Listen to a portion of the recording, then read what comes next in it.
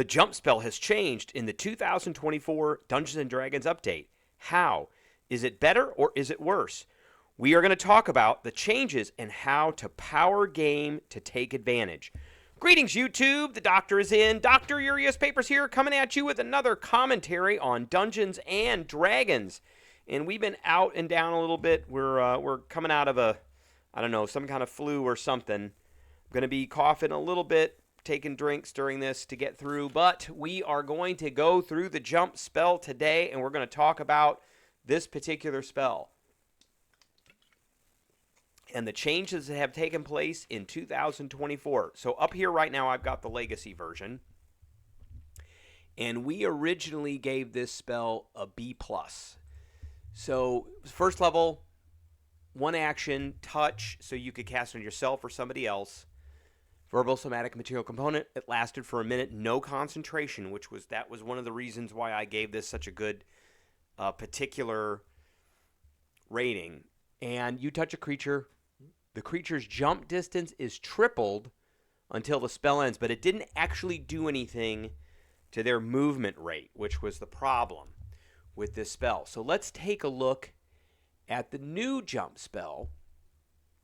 So the old one was an action. The new one is a bonus action. So it's a first level spell. It's a bonus action to use it. Still range of touch, still verbal, somatic, material component. Still lasts for a minute with no concentration, which is really important for the utility and use of this spell. You touch a willing creature once on each of its turns until the spell ends.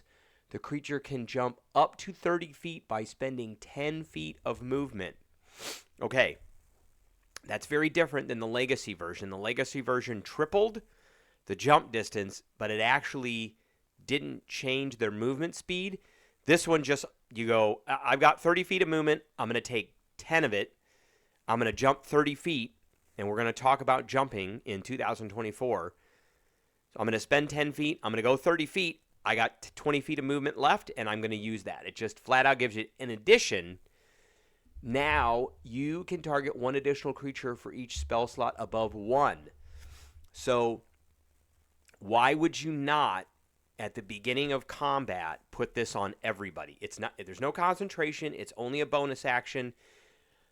And you can put it on several people.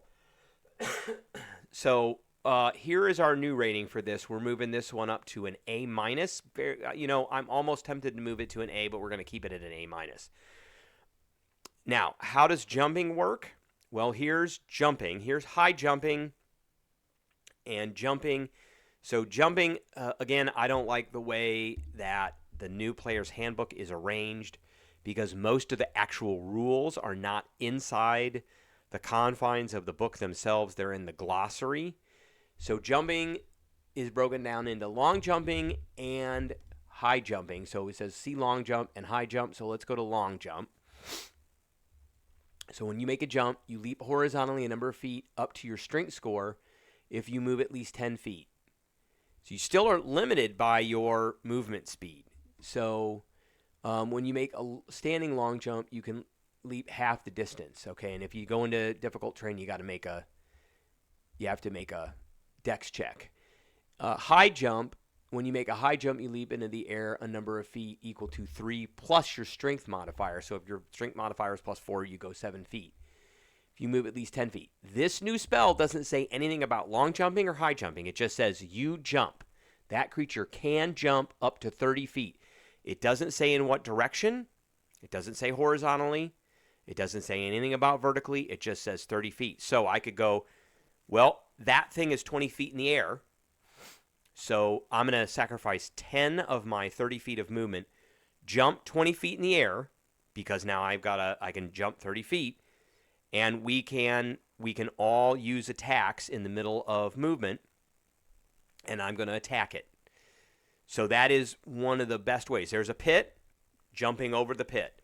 There's an obstacle in combat, jumping over the obstacle in combat, because I get 30 feet of movement, essentially for 10 feet of movement, once per turn, on my turn, its turn, for a full minute without concentration.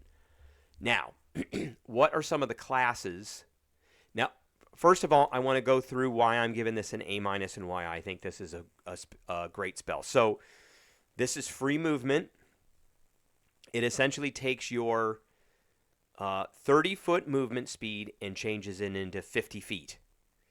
So you got 30 feet for 10 feet, and then you get another 20 feet on top of that at the end if you have a base movement of 30 feet. Now you have a movement of 50 feet instead. So can I use the spell in every combat? Yes. It's very easy to use. It's a bonus action to use this, as a matter of fact. Will I use this spell in every combat? Absolutely will I. I definitely would put this on every party member, every combat, to increase everybody's movement. And not only does it increase movement, as we've gone over, it increases the dynamic of movement. It doesn't say it's vertical only or horizontal only. It says nothing about that. Is it going to have an impact on my character? Probably. Most characters, yes, especially melee fighters. And isn't it going to have an impact on the adventuring party? How many times have you come across something that's flying that you can't deal with? Now all of a sudden you can, because you can jump. So what classes do we think go good with this? Well, classes that already have bumps or increases to their movement speeds, like the Barbarian. The Barbarian at 5th level gets fast movement. And what is fast movement? It's right here. Increase speed by 10 feet while you're not wearing heavy armor. Most Barbarians don't wear heavy armor because it jacks up a bunch of their other abilities. So now all of a sudden I have a movement speed of 40 feet.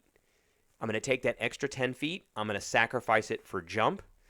Now my speed is 60 feet instead of 40 feet. So I've just increased it.